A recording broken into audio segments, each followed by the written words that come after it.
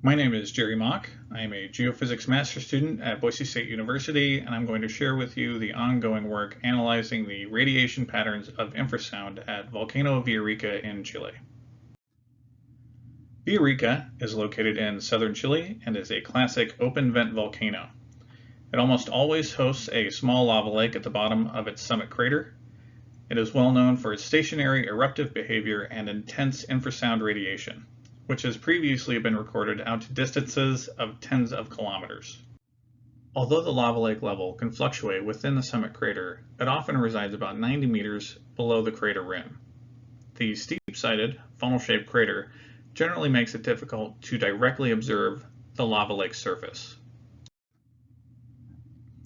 Although the lava lake was stable during our study period, it is important to note that from time to time the lava lake can change its level within the summit crater. Notably, in 2015, the lava lake rose to shallow depths just before a paroxysmal eruption on March 3rd. The changing character of the infrasound, both the resonance quality and fundamental frequency of explosions, were used to model the changing crater geometry and shortening crater depth. This was discussed in a paper by Johnson et al. In 2018 and has led to frequency tracking of infrasound as a potential monitoring tool at other open vent volcanoes. The primary goal of our work in 2020 was to accurately map the crater shape at Villarrica using quadcopter structure from motion models, and then use this crater acoustic response to understand the infrasound recorded both at the summit and at more distant stations. We know that Villarrica produces infrasound at 1 Hz. The signal depends on crater geometry, and a change in frequency may be a precursor to an eruption. Our knowledge gaps are how sensor placement can influence the recorded signal due to weather or intervening topography. Our experiment involved the fieldwork of 7 students from Boise State University and collaborators from Chile, University of Oregon, and University of North Carolina. The primary focus of the BSU component was the infrasound deployment and involved more than 30 GEM sensors deployed at any one time. The GEM logger is an all-in-one portable infrasound system with calibrated infrasound response, 100 Hz sample rate, and a noise floor of a few millipascal. Because of its portability, it permits quick and easy deployment of a large number of sensors, which we installed in 3 unique topologies. The topologies consisted of a summit deployment of 17 stations distributed around the crater, both inside and outside the crater rim, and 3 sensors installed on a cable that spanned the crater. Analysis of these data was the focus of a master's thesis by Brian Rosenblatt at BSU and a paper under consideration at Bulletin of Volcanology. This paper explored the impulse response of the infrasound generated at the bottom of the crater using numerical simulation, finite difference, time domain modeling. The example shown here indicates varying detail of the infrasound time series from Villarrica at 12-minute, 1-minute, and 7-second scales. All these waveforms are recorded within about 150 meters of the lava lake. Brian discovered that the infrasound is remarkably monotonic for the summit stations. During our observation period, the energy was peaked reliably at 0.85 to 1 Hz, and variations were probably due to subtle differences in source spectral content involved with a non-varying crater geometry. In other words, the lava lake level was mostly unchanging. My work builds off Brian's analysis and concentrates on the analysis of infrasound recorded further from the vent, including what we refer to as a radial network, where we installed and maintained sensors in a radial configuration with spacing of about 500 meters between sensors. The idea here was to analyze the weather-dependent, time-changing propagation of continuous Villarrica infrasound. We wanted to understand how time of propagation changes occurred both near to and farther from the vent.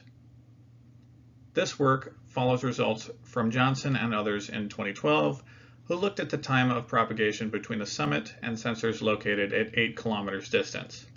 We also want to explore the effects of geometric spreading along this radial transect. With this dataset, we can easily test how amplitudes deviate from 1/r.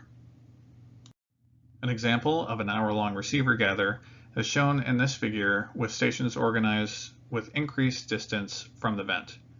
The data here have been filtered in the near infrasound 1 to 20 Hz band, and you can clearly see that the pulses carry through from close to far offsets. Station 68 appears especially noisy and could be due to wind noise and/or gem malfunction. In general, the gems returned high-quality data reliably, approximately 90% data return. This deployment indeed served as an important test for these sensors and an opportunity to fine-tune the software and hardware component reliability. In addition to the radial network, we operated a distal network of stations at about 13 kilometers oriented nearly orthogonally to the sound propagation direction. These sensors were spaced about 100 meters apart and were located along the Turbio River drainage. The idea was to sample the sound wave field at a range of locations which were variably impacted by sound diffraction. An example of data is shown for both an hour-long period and a 40-second interval. Pulses have slightly different shape depending on where they are along the transect. A slight difference in propagation time is also evident. We would like to attribute the differences in waveform shape to varying amounts of topographic impacts. We chose the Turbio deployment site because some of the stations had line of sight to the summit of Villarrica and some did not. The profiles in this figure show the variability in line of sight impact. Right now, we are exploring whether there is a frequency-dependent impact in the recorded infrasound as a function of diffraction influence quantified by Fresnel number. The Fresnel number relates the extratopographic path length divided by the recorded frequency.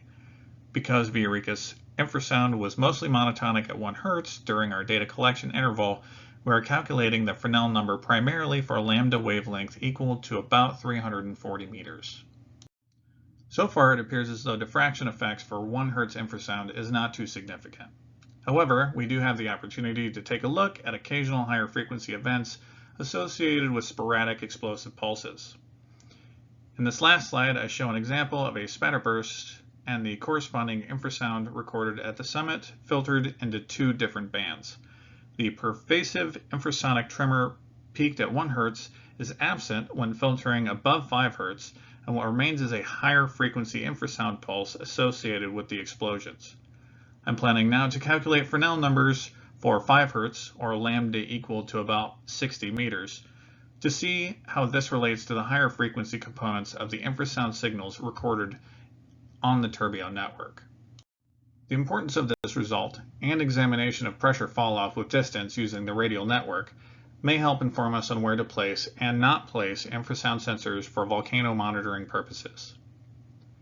Finally, I'd like to call out the many individuals who are involved in this work: the research team, Jeff Johnson, Jake Anderson, Brian Rosenblatt, Scott Gavane, Ashley Bosa, Maggie Holohan, and Tamara Satterwhite, all those involved in the trip to Villarrica, Boise State University, and the National Science Foundation. Thank you.